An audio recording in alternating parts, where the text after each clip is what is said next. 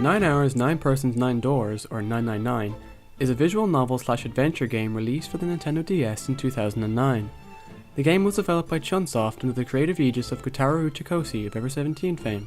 The game is very much story-driven, its main hook being its mystery plot and ensemble cast of characters rather than its gameplay. This video is not a review so much as it is an examination, so those who wish to obtain a spoiler-free recommendation vis-a-vis whether or not to actually buy the game should not watch this video past section 1, after which spoilers will abound. Note that there will also be minor spoilers from Metal Gear Solid, Deus Ex Human Revolution, and Virtuous Last Reward.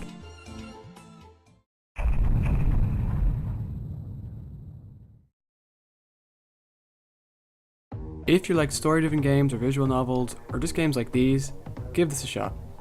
Don't touch it if you're not prepared for horror elements and gore, and don't touch it if you're not prepared to replay various sections of the game multiple times. Even with guidance, you'll need at least 2 playthroughs to see the true ending. Expect fairly tedious escape the room puzzles and a slight over-reliance on familiar character archetypes and cliches. For your efforts, you will be rewarded with an intriguing, if implausible plot, and some interesting meta-commentary on gaming qua storytelling. At this time, a Western release of an iOS port of the game is pending, but much of the puzzle elements will purportedly be removed in order to focus on a visual novel experience. I'll be upfront and say I didn't really like the escape the room gameplay anyway, so maybe you might want to try the iOS version, but it's up to you. If you like visual novels and don't really like games, then definitely wait for the iOS version. Warning, from this point on there will be spoilers, and discussion will assume familiarity with the plot in order to avoid needless circumlocution explanation of the story elements. While thinking about what I like about 999 and discussing it with others, I at first thought I just liked the intrigue and mystery. After all, who doesn't like a good mystery plot?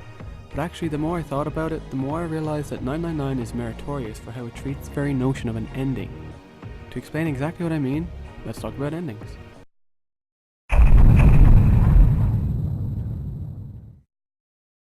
Endings are important. In the world of storytelling, it's probably the most important thing to get right. But why is this? Taking books as an example, if the start of a book is muddled or awkward in execution, most people will say something like, "I'm finding it hard to get into." If the plot loses focus halfway through, most people will say that the author loses herself a bit in the middle, or something like that. But if they press on, very often all is forgiven if the ending is satisfactory. Conversely, an excellent story with great characters, complex themes and such will often get excoriated if it ends poorly. What is it about endings that inspires such fervour? Personally, I don't think there's any one answer, but after some rumination, I've come up with 2 similar explanations. Explanation 1 goes like this. Any story represents an investment. We, the audience, place trust in the creator when he or she builds up a world. We trust that they are going to make the investment of our attention worthwhile, that the story they are telling has meaning and importance. We climb along with this narrative orogenesis in the hope that when we reach the top of the mountain, the view will be worthwhile, and if it isn't, then it all feels like a huge waste of time. Call this the lost explanation. The second explanation is that endings themselves aren't just affirmations of validity, nor are they mere outcomes. Endings, unlike beginnings and middles, are reflections of an absolute. They're important because they are both dieternal and final. Nothing comes after them, by definition. I would also say that human beings are psychologically primed to seek out endings. No more, to scrutinize finality in all of its forms. For example, when a loved one dies, usually their life is scrutinized, evaluated, the good, the bad, the contributions they made, the impact they had on your life, etc. is discussed when they are gone, in the end. While they're still alive might be a better time to do this if you think about it, when they're around, when they can talk about it with you, when you can share in the experience, yet most human beings wouldn't even think to do this, because there's more to come. This is probably also the reason why so many famous artists only become famous when they're dead. Given this predilection, this fetish for finality, it really isn't surprising that an ending is a universal standard for exploring meaning and truth in fiction. An ending is a reflection of desirable ideas, or an exploration of undesirable ones. It is a mirror which reflects the creator's values and beliefs. It is conceptually identical to the end of a long day, or the twilight years of a life. Games introduce the element of choice and player sovereignty into this mix, and in this way they are capable of doing things that other media simply cannot. A game can make one feel personally responsible for the events playing out in the finality, since the player is not just passively absorbing information along the way. So the player has a lot of control over what he gets to do In the New Vegas era, he gets to influence what happens to an entire region, and in order to have that kind of influence, he needs to side with one of the factions and sort of decide where he tips the balance. It's all about war. In the case of story-driven games, however, it is often the case that this very interactive element is underutilized, or at least utilized discordantly.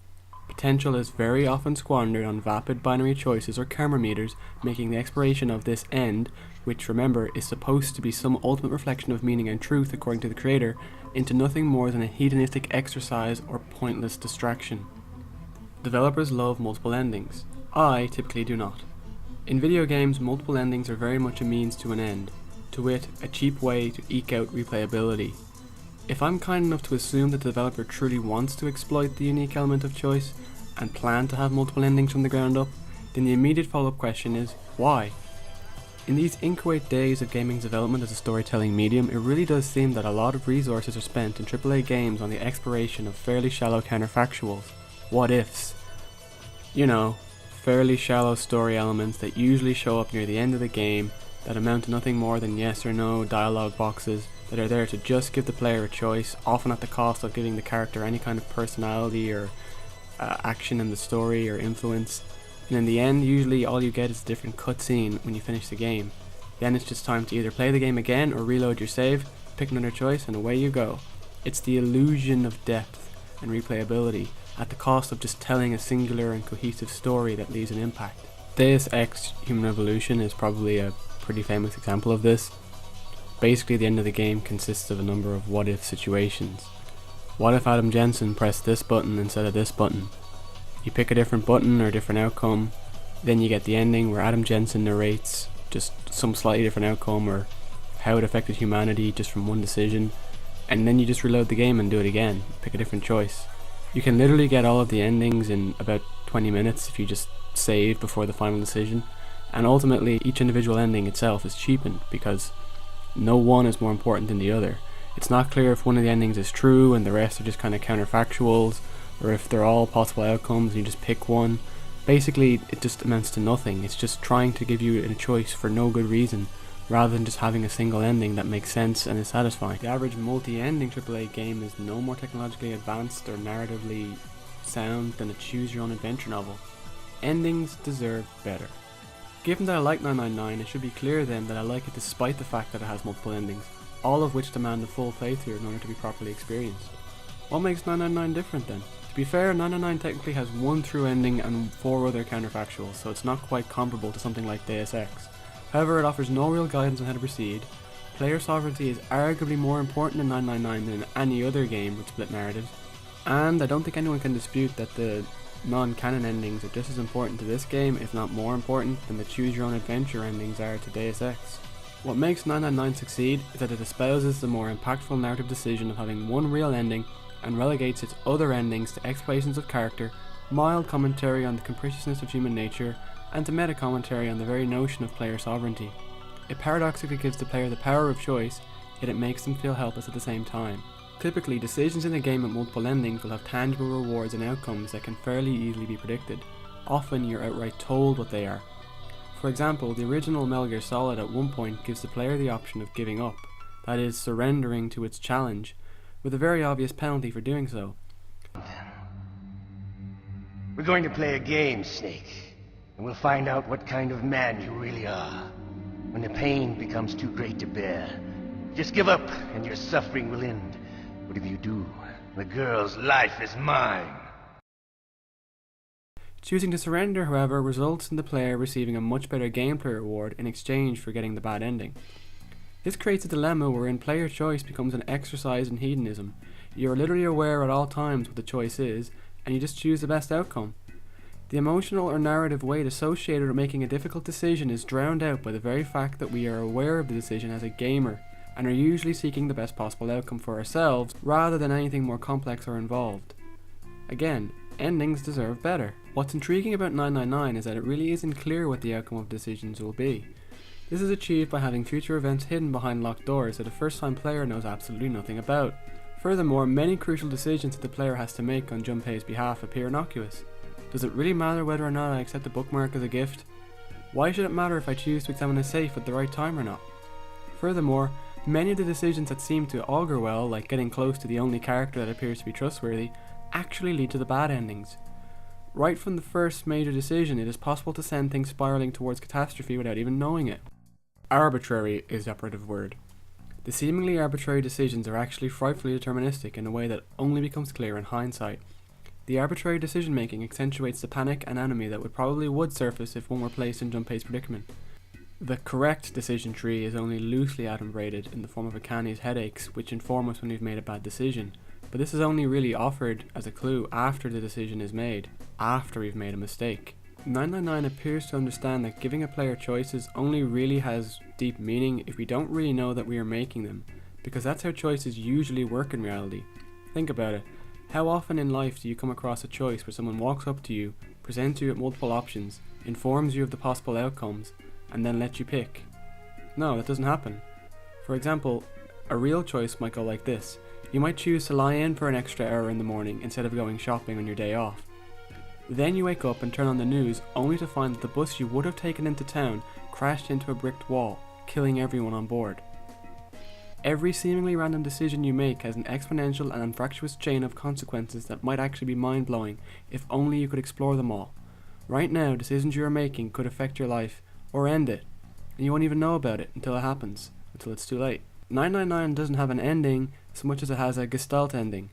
A true ending that basks in the lambent glow of the infinite horrendous counterfactuals that could have transpired in its stead. What about the gamer qua gamer problem that plagues decision making in games? 999 both minimizes it through its arbitrariness and yet mires itself in it, exults in it, by having the very nature of being an outside observer, making decisions serve as the game's creative core. Of the theoretically infinite outcomes, 999 lets us properly examine and watch 5, and forces us to experience at least 2.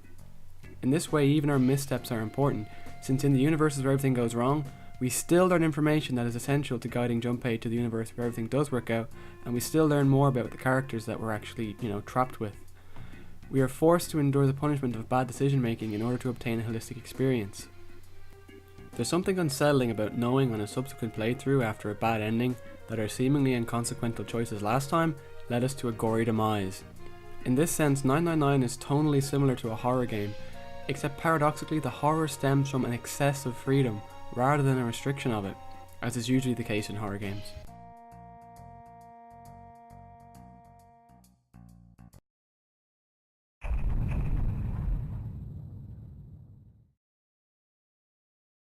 "999 is a game rich in atmosphere.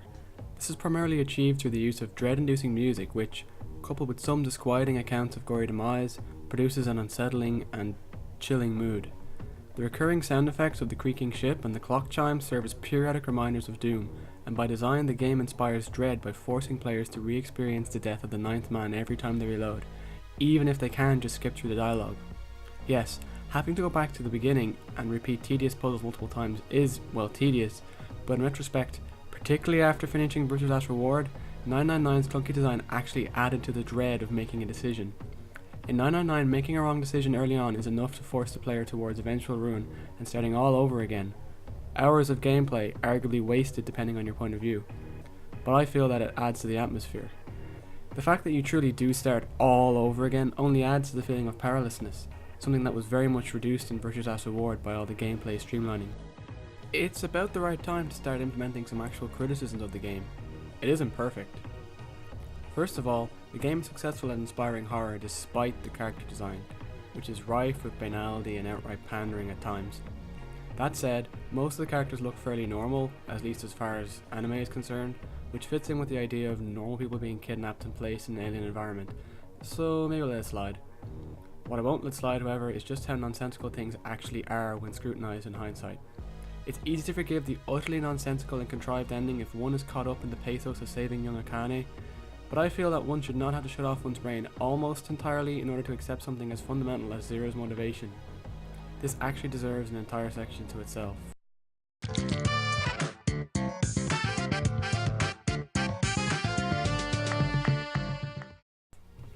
Let's first say what we know. In the past nonary game, Akane almost dies because Ace locks her in the same incinerator that Junpei ends up in the current nonary game. He does this because he wants to test the theory of morphogenetic fields in order to possibly cure himself of prosopagnosia, face blindness. Akane solves the puzzle that will allow her to escape by contacting Junpei from the future. This works because both Akane in the past and Junpei in the future are under sufficient duress to allow their Esper abilities to activate and manifest. After escaping, Akane realizes that in order to ensure her own existence, she must bring about a future in which Junpei is under perilous duress, as he was in the second game, so that the time loop can be completed. This is equivalent to forcing the many branching paths of the future to converge on a single point. It is not made clear why Junpei needs to be in the same situation that Akane was in for the powers to work, but let's be kind and assume that this has to be the same location, the same kind of situation, all that kind of stuff. Now, this is where it gets confusing. Apparently, Santa and June somehow gambled on the stock markets enough to get lots of money, which in turn allowed them to acquire Building Q and set it up to look exactly like Gordane's ship, and fill it with puzzles and traps, all for the purpose of ensuring Akane's existence and also getting revenge on the people responsible for putting them in this quandary in the first place. Now for the problems. Why did Akane need to have a nonary game at all? Why couldn't she just convince Junpei that he was in serious peril inside some kind of furnace, and then trigger his Esper abilities that way? If Akane and Santa are in control, why do they let the ninth man have access to a knife? Also, why is there a gun or hatchet anywhere in the building, since it essentially creates possible timelines where Ace can murder everyone and get away? Why didn't the ninth man immediately rat out Ace when he realized his betrayal? Furthermore, why is Ace involved at all in this nonary game when his very involvement potentially jeopardizes Akane's life? Why didn't they leave him out of it to ensure Akane could be saved and then get revenge on him later? If the plan was to have Ace murder his former associates, how did Santa and Akane know that he would attempt to do this by forcing them through one of the doors? That's the only explanation I can think of for planting a bomb in the guy's stomach. Unless they were just making sure that none of them went rogue or something like that. Wait, how did they know it would be Snake that Ace wanted to kill? What if he decided to murder Clover? Would they have put the business associate in like a dress or something like that? Why exactly was a letter explaining the entire point of the nonary game left in the safe? If the ultimate aim was to ensure her continued existence, why was either Akane or Santa involved in the nonary game in any way, when they could have been killed? If Akane is supposed to be a calculating and cold-hearted woman seeking revenge, why were several innocent people, including a policeman who helped save her life and a mother of two, put at risk? I can sort of understand Clover and Snake since their Esper powers might help amplify Junpei's, just like in Virtue's Last Reward, but still, it seems like a pretty cold thing to do. Why exactly did both Santa and Seven imply that Akane died 9 years ago? Was it to fool Ace? If so, does that mean that Ace believed that Akane died in the furnace even though there wouldn't have been any body in there? Surely he would have went in to check if she survived, because the whole point of her putting her in there was to try and get at least some results out of the nonary game so they could cure his face blindness somehow. Why did they put Snake into a coffin? Why did they put the permutation needed to open the coffin inside a safe somewhere? What if everybody else had died and Snake was just left to suffocate in there? What if he suffocated before they even finished the game?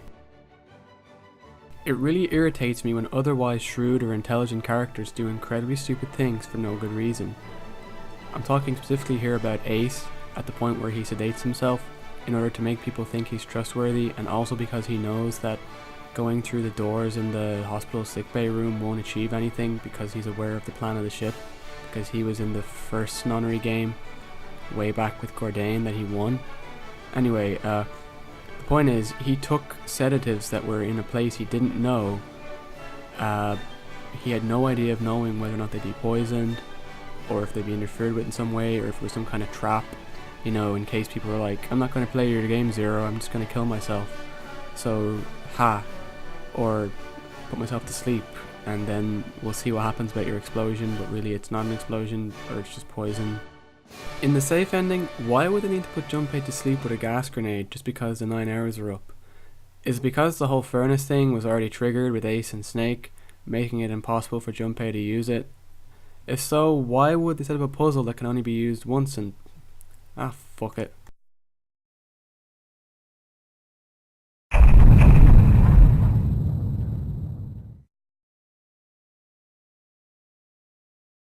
I've talked a lot about endings in this review/examination. I'd like to take some time just to praise the non-canon endings for being interesting without actually taking away or detracting from the main ending. My first ending was the knife ending, which was pretty jarring and disappointing. I actually considered just putting the game down afterwards because it was so annoying. But then I got the submarine ending, which was more annoying but not quite as annoying. Then the axe ending, which traumatized me, followed by the coffin ending, which again almost made me put the game down. But by this point I was too invested. I got the safe ending then, followed by me looking up how to get the true ending, only to find that it was the coffin ending, but only if you had the safe ending already.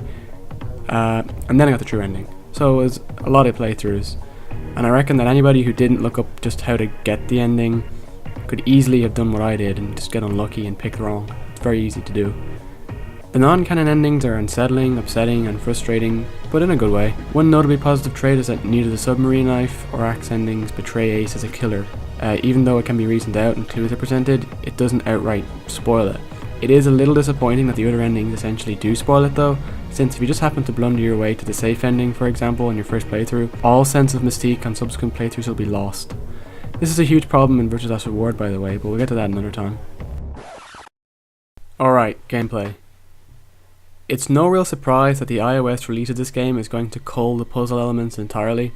If you're a fan of escape the room games, I suppose you'll find the gameplay itself interesting, but honestly I found that the various puzzles only served as a useful way of pacing the story out. They weren't particularly memorable or interesting, save for the humorous and sometimes informative dialogues that they furnish between characters.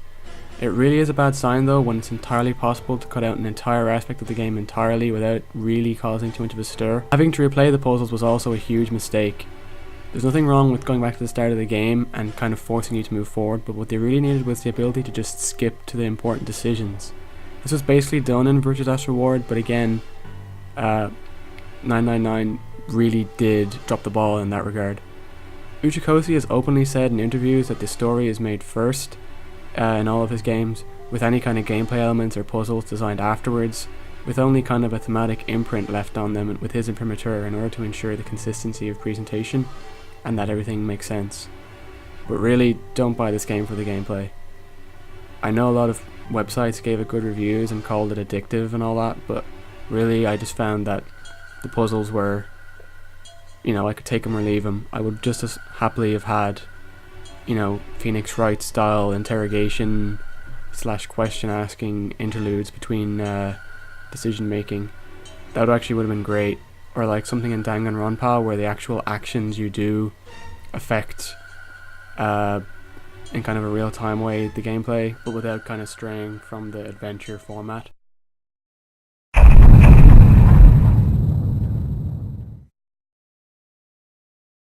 In summation, 999 is a slightly implausible, slightly cliched attempt to create a sci-fi mystery story that succeeds despite its shortcomings for being an interesting take on narrative choices from the point of view of a gamer. It's highly unsettling and thought-provoking in a way that is at very least on par with a page-turner mystery novel or shonen anime. Despite the fact that it is a niche title on a much lower budget than a AAA game, it does succeed in integrating storytelling, choices, gameplay elements, etc.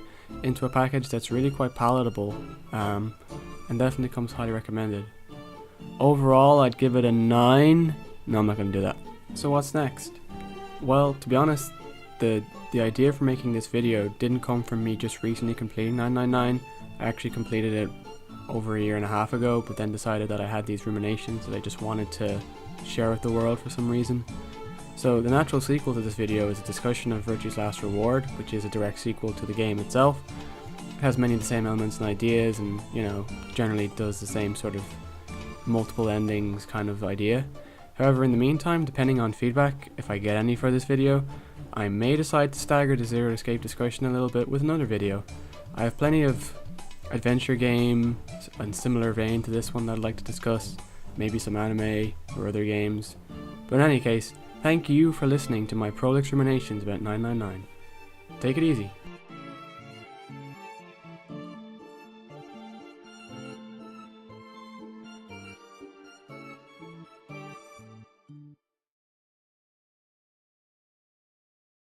I'm not sure if the whole Alice 9 thing was just put in as a kind of a joke or something tongue-in-cheek, but I'm pretty sure if you had water in your body that didn't have the exactly normal properties that water always has, you'd probably die.